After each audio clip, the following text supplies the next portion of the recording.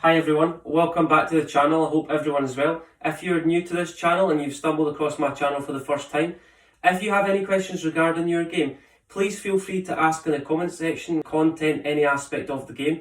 So if you've stumbled across my channel for the first time, make sure you hit that subscribe button and post your questions below with anything you'd want me to answer in the future. So today is a common concept we see quite regularly on the lesson tee or on the golf course. And it's a common, simple concept around how to hit iron play. I think in terms of the way we approach golf, it can be very complicated. So it's understanding what works for you and what works best to generate the most success. So things I see on a regular basis, a lot of people kind of grip it a little bit too much in the palm, where my thumb wants to sit a little bit more down the left quadrant of the grip, and my fingers in the palm of the hand, there's a significant gap.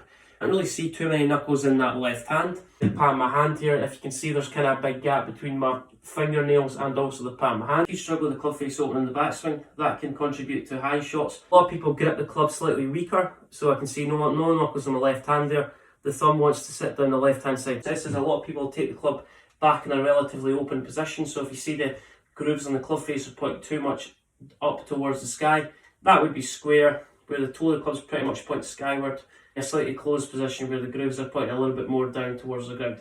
If the club goes back in a slightly open position, we see a lot of people at impact where they get a reverse kind of impact where the grip end of the club slightly further back compared to the club head as a compensation move to try and actually square that club face up. The first thing you need to tackle is just understanding your grip. So everything we create on the downswing is a byproduct of our hands and how they're placed on the golf club. If you were to watch any Ben Hogan stuff about kind of gripping the golf club, he was a big advocate of trying to feel the pressure in your last three fingers on your left hand. Don't just place the club out in front of you, almost just place your hands on the club there, because you can see there, my hands are quite high, the grip sits a little bit in the palm. Great for putting, not so good for iron play. Place your right hand on the golf club where the club face is pretty much matching the angle of my spine. And what you're going to do from there is you're just going to place the grip where the fingers join the palm.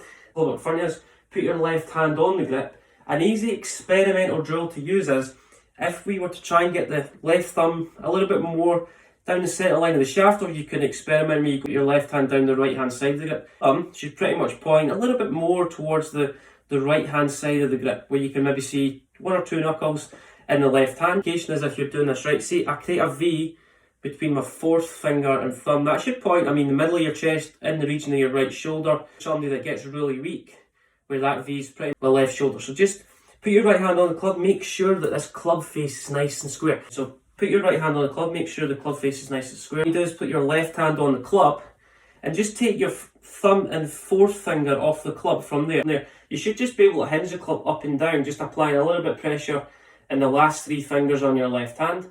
If I grip it in the palm, I'm going to lose control quite significantly. Place your left hand on the grip. So the thumb, we want to keep the thumb nice and short. We see a lot of golfers who extend that thumb a little bit too much, so it's almost closer to the bottom end of the grip than what it is to the top. So just keep that thumb nice and short. So the right hand, so if you look at the meaty part of my right hand, we call that the heel pad. The pad of my right hand should pretty much just sit on top of my left thumb. Gripping it slightly stronger, just reduce the grip pressure slightly.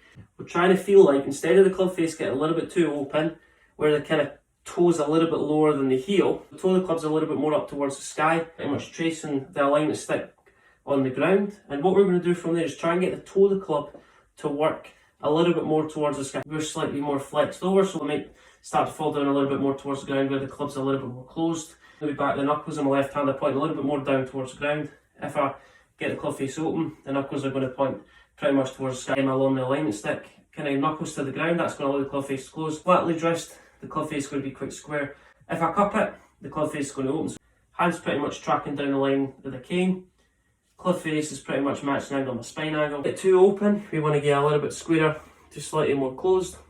So if you're thinning your iron shots, the tendency is, so the club's coming in and hitting the ground prematurely before the golf ball. What we want to do is we're trying to get the club to hit in front of this cane. If you're somebody that kind of comes into the impact position, we hit the ground before the golf ball. The next time you're on the range, place this cane through the middle of your feet. And what you're trying to do is you're trying to create a little bit more of a kind of descending action. How are we going to achieve that? So we're trying to hit in front of this cane maybe 2 or 3 inches. If your weight falls back, you're going to hit the ground before the golf ball. How do I shift my weight forward? The analogy to use is chest and belt buckle to the target on the way through, because that's going to allow our body to transfer our weight a little bit more onto our left foot. I feel like my hands get a little bit more ahead of the cane at impact, because before we were kind of where the grip end of this club was slightly back. We're going to get to the top of the backswing. Going to get your right knee closer to the left knee. Simplify your focus. Get to the top of the backswing. If you struggle with thinning shots hitting the ground before the golf ball, your weight's moving in this direction, so your right shoulder drops too soon. Our weight's behind the golf ball. Narrow that focus in. What we're going to do, get to the top of the backswing. I'm going to try and get my right knee closer to the left knee and right shoulder in front of the golf ball. Also feeling like all my weight's underneath my left foot. 100% of my weight on my left foot, allowing me to keep the hands forward compared to the club head. Use that drill as a baseline, try and hit in front of it. The way we're going to achieve that is try and get a little bit more weight towards your left foot. Try and get your chest and belt buckle to the target. Step-by-step guide for you to improve your iron play. The first thing to understand is where the problem stems from. The chances are it could be your grip. If you're gripping it in the palm, the tendency is we're not maximising our ability to create any wrist hinge. Kind of experiment advocated by the great Ben Hogan. Pretty much just trying to hinge the club up, applying a little bit of pressure in the last 3 fingers, try and hinge the club up and down. And the club should always come back at the same position, so it's almost trying to like you're hammering a nail into the wall. The club should always come back at the same position, so the weight of the club's putting the butt end of the club down, the weight of the club should just fall in a straight line naturally. And a little bit stronger position, so don't go a little bit too open, get the grooves a little bit more down towards the ground. Still losing the golf ball to the right. Go really stronger, so try and get knuckles to the ground. That's going to allow the club face to close, grooves to the ground. That's going to automatically allow you to create a little bit more of a kind of more penetrating iron shot, create a little bit more of a divot after the golf ball instead of hitting the ground before the golf ball. If you thin all your shots, your weight's falling back. If you look at the kind of door frame behind me and using this alignment stick, all what you do from there is 2 feelings. Your left knee's moving towards the target, then a little bit more around. And it's trying to feel like your pressure's moving left, and then your left hip's moving up on the way through. It's almost the feeling your left leg starts to straighten. Your left knee move a little bit laterally towards the target. Then what I want you to do from there is just try and feel on the way through your left hip's moving back the way. A good way, if you know you're doing that correctly, your right knee should move a little bit close to your left knee. Your left shoe should be pretty much pointing towards target. So guys, if you've got any thoughts on that video, please feel free to comment below with anything you're needing assistance with or any guidance within your game at the moment. A little incentive for January, I'm offering free online golf lessons using the Skillest online lesson platform.